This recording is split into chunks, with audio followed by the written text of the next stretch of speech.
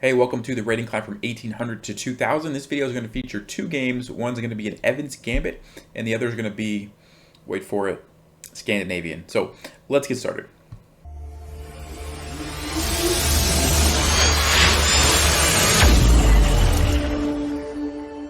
All right, so we got e4, e5, and I decided to change it up a little bit. I usually will play f4 going to a King's Gambit, but I decided to just play knight f3, bishop c4. And after bishop c5, I played the Evans Gambit. So I'm giving up this b pawn for free, but the idea is that after black recaptures, like he did in the game, I can play c3 with tempo, which is going to make it easy for me to play d4 very soon after and get a nice solid center. So that's kind of the benefit that we get from giving up this b pawn. Now, this game actually ended very quickly. There was a trap that this player fell for. And the reason that I knew about this trap is because if you remember the series that I did a while back on the Evans Gambit, I analyzed all the top mistakes that players were making in different rating ranges. There's 3 videos I made on that.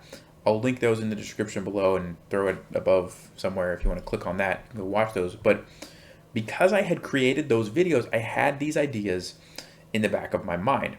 And it kind of goes to show that there is definitely value in studying openings.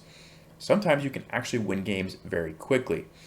Now, that being said, a lot of people mistakenly think that you should spend 90% of your time studying openings because they happen at the start of the game and you get to play them more often than like endgames. I don't think that's true.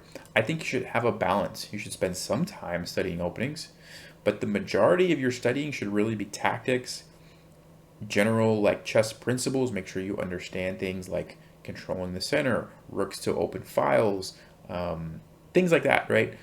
And then endgames, right? You need to have a balance. So, maybe 1 in 10 games you'll win from an opening trap that you've learned, but most of the time the tactics, the chess principles, that kind of stuff is going to probably benefit you more. But that being said, just having a balance, that's the takeaway. You want to have a balance. Anyway, let's get back to the game. So he goes back here. I castled. He played d6. d4, I'm just going for the center. That's the whole point of the Evans Gambit, right? You set up d4 with c3. And he played a blunder. Okay, queen e7 is a really big blunder. You can see the bar changing. I'll give you a few seconds if you want to try to figure out why is this such a big mistake and how can white take advantage of it.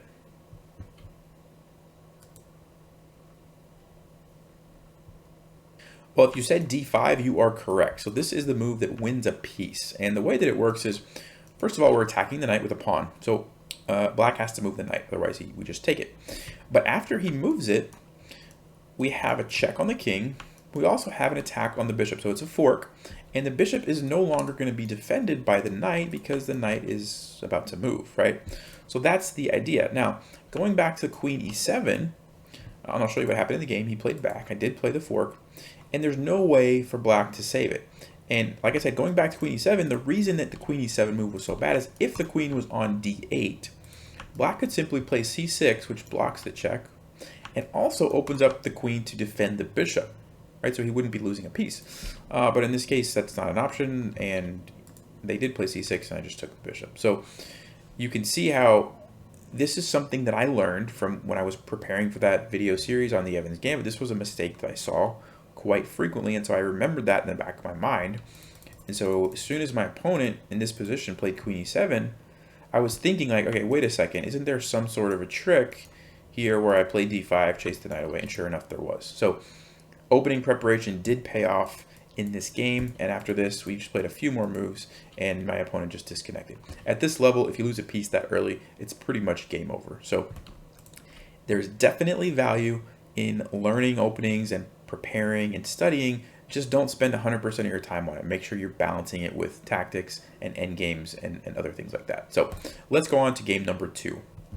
All right, so game number 2 we have, like I said, is Scandinavian, and this is kind of how I always start with the knight of 6 line, recapture, and now my opponent played bishop to c4, and this is interesting because they're allowing me to take on c3 if I want to. Now, I didn't do it, and the reason I did not do it is because if they take back with the b pawn, you might say, well, I have doubled pawns. I have an isolated pawn. That's pretty good, right?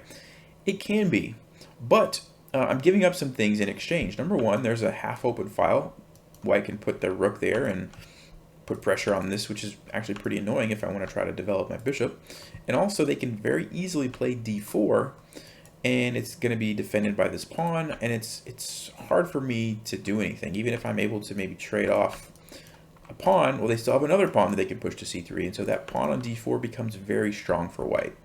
And so because of that, I decided, you know what, instead of taking that, let me just defend my knight and just kind of keep it simple.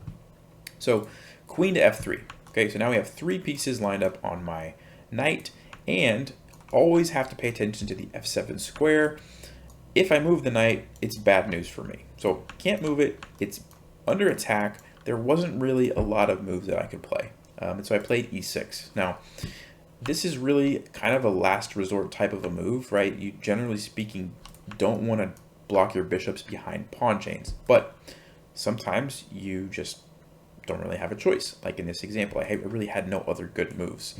I could have played something like bishop e6, but then I'm blocking this pawn and this bishop is stuck, and so either way I'm getting one of my bishops stuck, and that's just kind of an awkward square for the bishop. So I liked this better.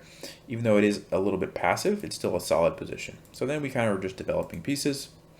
d4, bishop e7, he castled, I castled, and a3. Now at this point I was asking myself, okay, which of my pieces is the worst? Well, this bishop, right? It's doing absolutely nothing back here. Now, these are pretty passive too, but not as bad as this bishop. So I wanted to start here. So that's why I was looking for moves that I could play that would help get this bishop to a better square. So I decided on b5. The idea is I'm creating the space here for the bishop to go, where hopefully down the road I can push this pawn forward, which threatens the center and also unleashes the bishop, which could become a pretty active piece. And the other reason I like this move is it's with tempo, which means I'm gaining a move, right? White can't just go about his development and move this bishop somewhere, or move the rook to, you know, a file or whatever. He's got to deal with the bishop. So with tempo, I figured that was a smart choice. He moves back, and then I did play bishop to b7. And now queen h3. So obviously there's a checkmate threat here. So what are my options for preventing this? Well, one move is g6. Now, I would never play this unless it was a last resort. And you've heard me talk about this a lot because it creates weaknesses around my king that are unnecessary. Right now, this bishop can come in and look at this. Like, this is not what you want your king to look like. So I wasn't going to play g6. f5 was a move. The issue with that is this pawn becomes weak. Like, the rook can come over, and then this is a backward pawn, which can become a target. And so there's also a hole here that a knight could eventually get into if I do that. So I figured maybe not that. So I played knight f6. It's the most logical. Just bring a piece kind of forward and defend it, you know, with the knight. Bishop g5. So he actually has a threat now. He could take this knight, and then let's say I recapture, and he can take this knight, and then boom, the queen comes down for checkmate. So I had to do something to deal with that. So I decided to play h6. Now, h6 is a risky move whenever there's a queen and bishop that can sacrifice, because if he takes, I take, he takes, I have to make sure that I'm clear on what's happening, right? And in this case, I actually overlooked that there was a perpetual check. So I'll go ahead and show you what I thought in my mind was that he takes, I take, he takes, and I was going to play rook e8 with the idea that I could bring my bishop back, bring the bishop over to g7, and I felt like I was going to be pretty safe.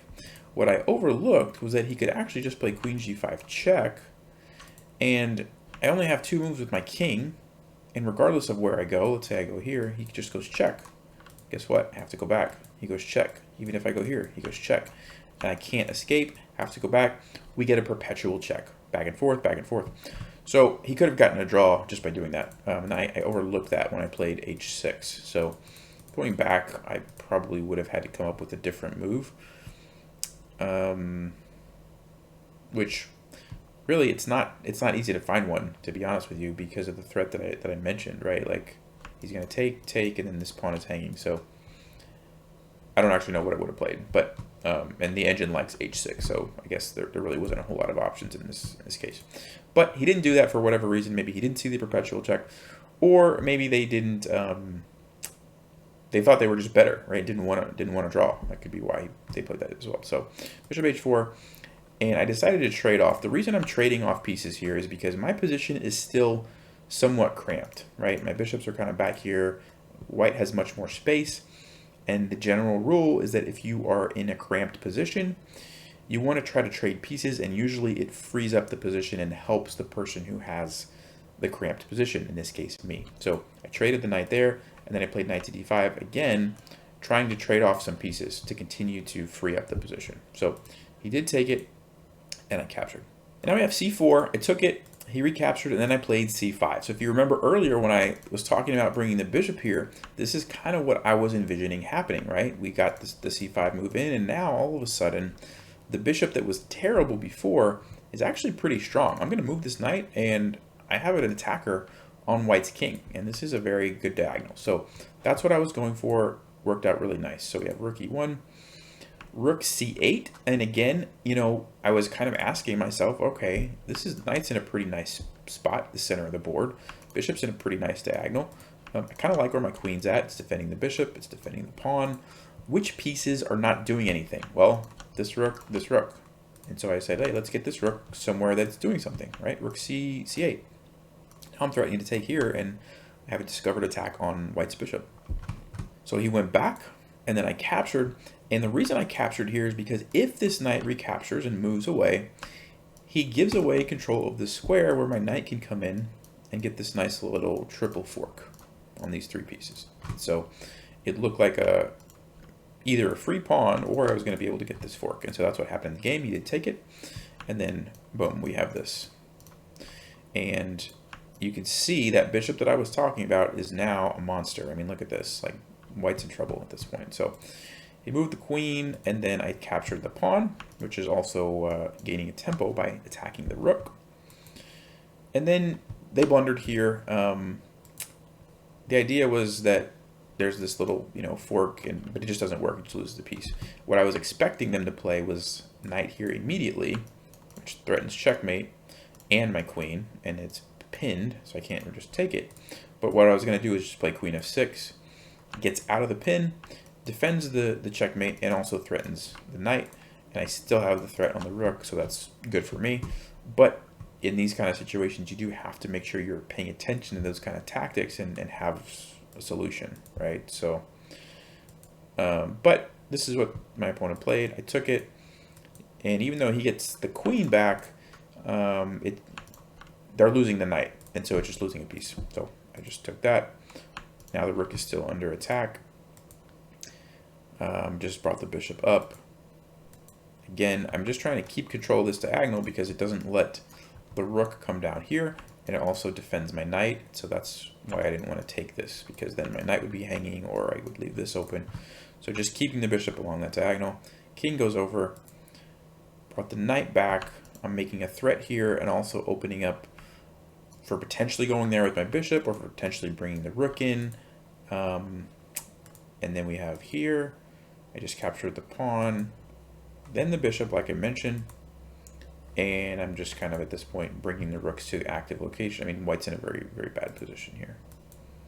There's a pin, and so this guy is in trouble, and then there's a fork here, which basically just wins the game. So, but the key takeaway there is that when you're in a passive position, really try to focus on which pieces are the worst and how can you get them into a better position.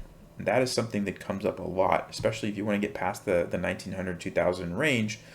You're going to get into positions where you just don't have all your pieces on active squares. And part of what you need to be able to do is learn how to maneuver them and figure out how to get the bad pieces into good squares, right?